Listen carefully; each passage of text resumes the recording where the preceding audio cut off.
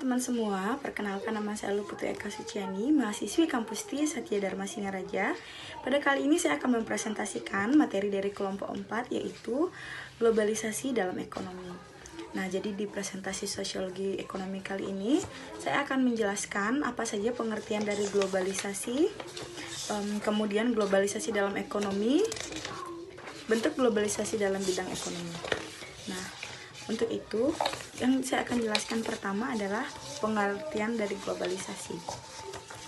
Globalisasi didefinisikan sebagai semua proses yang merujuk kepada penyatuan seluruh warga dunia menjadi sebuah kelompok masyarakat yang global.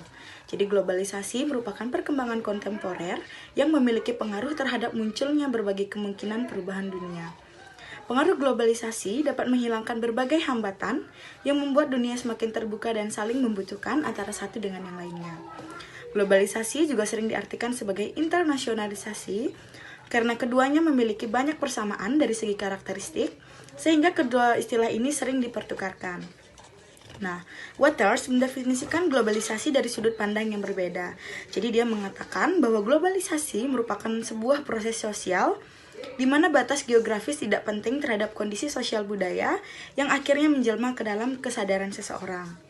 Jadi definisi ini hampir sama dengan apa yang dimaksudkan oleh Giddens, di mana globalisasi adalah adanya saling ketergantungan antara satu bangsa dengan satu yang lainnya, kemudian antara manusia dengan manusia yang lain melalui proses perdagangan, perjalanan, pariwisata, budaya, informasi, dan interaksi yang luas, sehingga batas-batas negara menjadi semakin sempit. Nah, pengertian globalisasi seperti ini juga telah merasuk ke semua aspek kehidupan. Jadi baik dari budaya, ekonomi maupun politik. Yang kedua, materi yang kita bahas kali ini adalah globalisasi dalam ekonomi. Setelah tadi menjelaskan pengertian globalisasi secara globalnya, jadi kali ini yang kami bahas adalah globalisasi dalam ekonomi. Nah, secara umum, pengertian globalisasi di bidang ekonomi adalah proses integrasi ekonomi individu dan negara ke dalam ruang lingkup dunia. Salah satu contoh globalisasi dalam bidang ekonomi berikut ini itu bisa dalam contoh perdagangan. Nah, karena perdagangan bebas adalah salah satu globalisasi dalam bidang ekonomi. Globalisasi ekonomi juga berdampak pada hukum ekonomi nasional yang harus tampil sebagai mekanisme pengintegrasi yang dapat mengharmonisasikan berbagai kepentingan internal bangsa, kepentingan nasional, kepentingan multinasional, dan juga integrasi pasar keuangan yang masuknya ke dalam investasi pasar modal global. Nah, salah satu contoh globalisasi di bidang ekonomi ini adalah terjadinya praktik ekspor-impor. Seperti yang kita tahu, ekspor-impor dapat meningkatkan devisa suatu negara dan memenuhi kebutuhan di dalam negeri. Jadi globalisasi yang terjadi di bidang ekonomi ini sangat berpengaruh terhadap perdagangan antar beberapa negara yang sifatnya bebas. Karena memang pada dasarnya, globalisasi ini bertujuan untuk menghilangkan hambatan-hambatan yang menjadi permasalahan, di mana hambatan yang menjadi masalah ini sering terjadi pada perdagangan internasional. Dan hambatan-hambatan tersebut biasanya terjadi karena tarif ekspor impor yang terlalu tinggi sehingga membuat harga barang menjadi tidak kompetitif. Bisa juga hambatannya berupa politik dagang yang diberlakukan suatu negara untuk melindungi negaranya dan disampaikan oleh beberapa ahli. Nah, selanjutnya secara teori hambatan ini ditolak oleh perdagangan bebas. Kemudian selanjutnya itu bentuk globalisasi dalam bidang ekonomi. Berdasarkan dari pengertian globalisasi ekonomi, ada juga bentuk yang sangat nyata dari globalisasi ini, di mana bentuk ini juga memiliki ciri khas sehingga sangat mudah untuk dikenali. Dan seperti adanya perkembangan teknologi dan terjadi ketergantungan pasar, sehingga ada interaksi kultural. Maka dari itu, berikut ini pemaparan mengenai bentuk-bentuk globalisasi ekonomi yang bersifat nyata. Yang pertama itu ada produksi.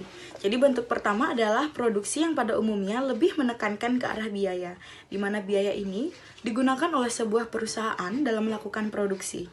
Hal tersebut dilakukan ke beberapa negara berdasarkan beberapa faktor yang mempengaruhinya, seperti melihat faktor dari upah buruh suatu negara yang sudah dianggap cukup rendah atau murah, sehingga tarif bea masuk ke negara tersebut juga tergolong murah. Bukan hanya itu, hal ini juga bisa dipengaruhi oleh infrastruktur yang sudah disediakan di dalam suatu negara, karena infrastruktur tersebut yang disediakan memang lebih memadai sampai iklim usaha. di mana iklim usaha yang dimiliki dalam suatu negara ini dianggap sudah kondusif. Yang kedua ada pembiayaan. Nah, bentuk dari pembiayaan untuk globalisasi dalam bidang ekonomi ini itu lebih mengacu kepada pada saat melakukan pinjaman atau investasi. Jadi di mana pinjaman atau investasi ini bisa terjadi di seluruh negara yang ada di dunia. Tujuan dari pinjaman atau investasi ini adalah untuk dijadikan sebagai modal dalam usaha dengan harapan akan mendapat banyak keuntungan.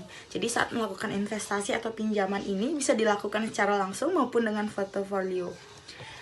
Adapun perusahaan yang dapat dijadikan sebagai contoh dalam bentuk globalisasi pembiayaan ini adalah PT Telkom. Di mana PT Telkom ini salah satunya ingin memperluas satuan sambungan telepon di berbagai negara sehingga membutuhkan investasi dari negara lain. Kemudian selanjutnya ada tenaga kerja. Jadi bentuk globalisasi ekonomi yang dilihat dari tenaga kerja dapat dijadikan bentuk nyata dengan adanya para tenaga kerja asing yang masuk ke dalam suatu negara. Para tenaga kerja ini bekerja di negara lain dengan tujuan untuk mendapatkan penghasilan yang lebih tinggi dari standar di negaranya. Karena pendapatan yang didapatkan di negaranya masih tergolong rendah, maka dari itu setiap perusahaan yang ada di negara tersebut memanfaatkan dengan adanya tenaga kerja asing ini.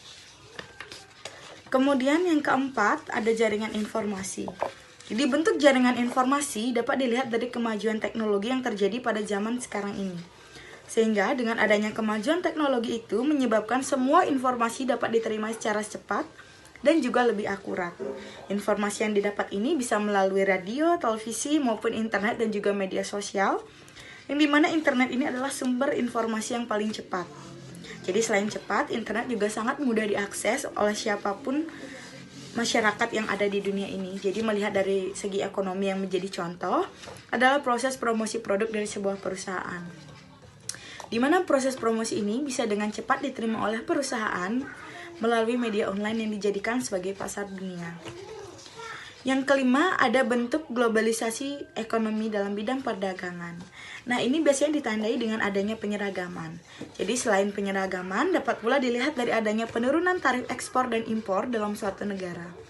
Karena hal tersebut dijadikan sebagai permasalahan dalam proses perdagangan internasional atau perdagangan dengan beberapa negara, maka dari itu hambatan yang menjadi kendala sudah bisa dihapuskan atau tidak memiliki tarif dalam suatu negara.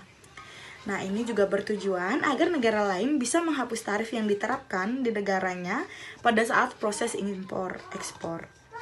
Dan akibat dari perdagangan dunia tersebut juga menjadi pengawasan semakin ketat, cepat, dan juga adil. Jadi ekspor dan impor ini sangat penting bagi terjadinya globalisasi ekonomi dunia. Baik, selanjutnya saya akan menjelaskan dampak positif globalisasi dalam ekonomi. Yang pertama, bebasnya pasar internasional. Seperti yang sudah disinggung sebelumnya, dampak globalisasi paling menonjol di bidang ekonomi adalah terciptanya kebebasan di pasar internasional. Pasar internasional sendiri merupakan pasar jual beli produk atau jasa yang berasal dari beberapa negara. Kehadiran pasar internasional ini dapat dimanfaatkan oleh sebuah perusahaan yang penjualan produk atau jasanya sudah melampaui kebutuhan dari konsumen di wilayah domestik perusahaan tersebut. Sehingga perusahaan tersebut bisa terjun ke pasar internasional dan mencari konsumen di pangsa pasar yang lebih luas. Namun demikian, ada pula perusahaan yang langsung menargetkan konsumen di pasar internasional karena adanya peluang di pasar tersebut. Biasanya perusahaan-perusahaan yang menargetkan pasar internasional adalah perusahaan impor, perusahaan ekspor, dan perusahaan Yang kedua yaitu kemudahan dalam kegiatan ekspor dan impor. Hadirnya pasar internasional akibat globalisasi di sektor ekonomi menciptakan adanya kemudahan dalam kegiatan ekspor dan impor.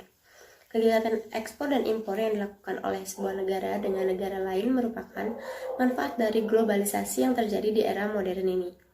Kegiatan ekspor dapat memberi manfaat bagi sebuah negara untuk meningkatkan pendapatan negara.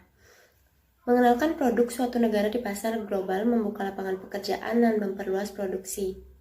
Sementara kegiatan impor bermanfaat untuk menstabilkan harga, mempermudah memperoleh bahan baku, dan memudahkan pemenuhan kebutuhan akan suatu barang atau jasa yang tidak ada dalam negara tersebut. Selain itu, manfaat yang dihadirkan dari berbagai ekspor dan impor adalah menciptakan terjalinnya kerjasama antar negara. Yang ketiga, masuknya perusahaan asing ke sebuah negara. Pesatnya arus globalisasi di bidang ekonomi otomatis membuat sebuah negara menjadi terbuka. Akibatnya, perusahaan-perusahaan yang berasal dari luar negeri dapat leluasa masuk ke sebuah negara dan membuka peluang produk-produk yang berasal dari pasar global masuk ke pasar domestik. Hal semacam ini juga terjadi di beberapa negara berkembang di Asia Tenggara seperti Indonesia. Seperti masuknya perusahaan dari berbagai negara dengan ekonomi terbaik di dunia yang masuk ke Indonesia, menjamurnya perusahaan asing di Indonesia seperti McD, Starbucks, KFC, Nike, dan sebagainya merupakan indikator dari mudahnya perusahaan asing yang masuk ke Indonesia. Masuknya perusahaan-perusahaan asing ke sebuah negara dapat memberikan manfaat seperti memperluas lapangan kerja bagi masyarakat di negara tempat perusahaan tersebut beroperasi dan memberikan kemudahan akses investor dari luar negeri. 4. Terciptanya bisnis e-commerce. Perkembangan dunia bisnis yang cukup pesat memunculkan bisnis baru yaitu bisnis e-commerce. Bisnis e-commerce merupakan bisnis yang berbasis di dunia internet. Bisnis e-commerce merupakan bisnis yang potensial di dunia yang serba modern ini karena didukung oleh perkembangan teknologi serta industri, telekomunikasi, dan informasi. Internet yang sudah menjadi kebutuhan bagi setiap orang merupakan pemicu menjamurnya bisnis e-commerce saat ini. Karena dengan adanya internet, kegiatan apa saja bisa dipermudah termasuk kegiatan bisnis. Bisnis e-commerce memiliki beberapa jenis, diantaranya e-commerce customer to customer, e-commerce business to business, e-commerce business to customer. Contoh dari bisnis e-commerce. Selanjutnya kelima, meningkatkan sektor pariwisata. Manfaat lainnya yang ditimbulkan dari adanya globalisasi di bidang ekonomi adalah meningkatkan sektor pariwisata di suatu negara.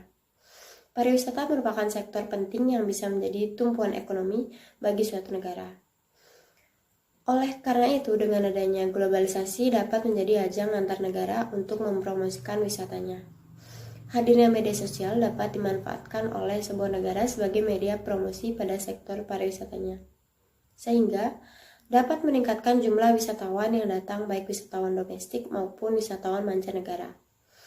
Meningkatkan jumlah wisatawan dapat meningkatkan pendapatan suatu negara serta dapat membuka lapangan pekerjaan baru bagi masyarakatnya. Dampak negatif globalisasi dalam ekonomi. Yang pertama yaitu terhambatnya pertumbuhan industri lokal. Arus globalisasi yang pesat pada bidang ekonomi menyebabkan ketergantungan pada perusahaan-perusahaan multinasional. Akibatnya, laju sektor industri lokal tidak bisa berkembang dengan baik. Hal semacam ini biasanya terjadi di negara maju yang mendominasi. Industri yang dibawa oleh perusahaan multinasional menyebabkan budaya konsumsi bagi konsumen lokal, sehingga dapat mematikan unit usaha yang berasal dari lokal. Sebagai contoh menjamurnya pusat perbelanjaan modern yang dikuasai oleh asing, dan menyebabkan pusat perbelanjaan yang dikelola oleh lokal perlahan mati. Dan yang kedua yaitu kegiatan impor yang melebihi kegiatan ekspor. Pengaruh globalisasi di sektor ekonomi selanjutnya adalah meningkatkan kegiatan impor di sebuah negara, tetapi kegiatan ekspor cenderung menurun. Hal ini disebabkan oleh ketergantungan sebuah negara akan suplai produk dari luar negeri, sehingga negara tersebut tidak mampu bersaing dalam mengembangkan kegiatan ekspornya. Akibatnya, industri produk yang berasal dari dalam negeri akan kalah bersaing dan menghilangnya kecintaan terhadap produk lokal, sehingga perlahan mematikan perusahaan-perusahaan dalam negeri. Selain itu, kecenderungan terhadap impor produk dari luar negeri yang berlebihan akan berdampak buruk pada neraca pembayaran di sebuah negara. Tentu, hal itu harus ditindaklanjuti oleh pemerintah negara setempat dengan mengurangi kegiatan impor dan menekankan kegiatan ekspor sehingga neraca pembayaran di negara tersebut menjadi stabil dan produksi barang atau jasa yang berasal dari negara lokal bisa berkembang. Dan yang ketiga yaitu kesenjangan sosial meningkat. Pengaruh globalisasi di bidang ekonomi juga berimpas pada meningkatkan kesenjangan sosial di masyarakat. Persaingan bebas di pasar internasional menyebabkan industri negara maju akan semakin berkembang dan menghambat pertumbuhan industri di negara berkembang. Akibatnya, pasar lokal di sebuah negara akan dikuasai oleh industri asing, sehingga menyebabkan industri lokal perlahan mati. Hal ini juga memicu banyaknya tenaga kerja asing yang dipekerjakan di sebuah negara dan menyingkirkan tenaga kerja lokal. Akibatnya, angka pengangguran semakin meningkat, memicu bahayanya kemiskinan. Hal ini juga merupakan salah satu alasan Indonesia termasuk negara berkembang. Dan yang keempat yaitu tumbuhnya kapitalisme. Tumbuhnya kapitalisme merupakan salah satu dampak negatif dari globalisasi di bidang ekonomi. Kapitalisme sebenarnya berhubungan dengan bidang ekonomi dan politik. Namun, dalam pembahasan kali ini kapitalisme ditekankan dalam bidang ekonomi. Kapitalisme sendiri merupakan sistem ekonomi yang dikuasai oleh pemilik swasta dengan tujuan mencari keuntungan dalam ekonomi pasar. Kapitalisme terjadi ketika pihak swasta menguasai sektor perdagangan, industri, dan produksi. Dalam sistem ekonomi kapitalisme ini pihak yang diuntungkan adalah pemegang saham karena harga saham dan dividen akan terus meningkat. Akibatnya, keuntungan yang didapatkan oleh perusahaan hanya dapat dinikmati oleh pihak pemegang saham. Sementara di sisi lain, kesejahteraan karyawan atau buruh tidak ikut meningkat karena karyawan dan buruh sebuah perusahaan bukan merupakan pegawai tetap dan hanya kontrak selama 6 bulan atau 12 bulan. Dan yang kelima adalah gaya hidup westernisasi. Derasnya arus globalisasi di daerah beberapa negara timur termasuk Indonesia dapat memberikan dampak negatif, yaitu gaya hidup masyarakat yang meniru budaya barat atau westernisasi. Gaya hidup atau lifestyle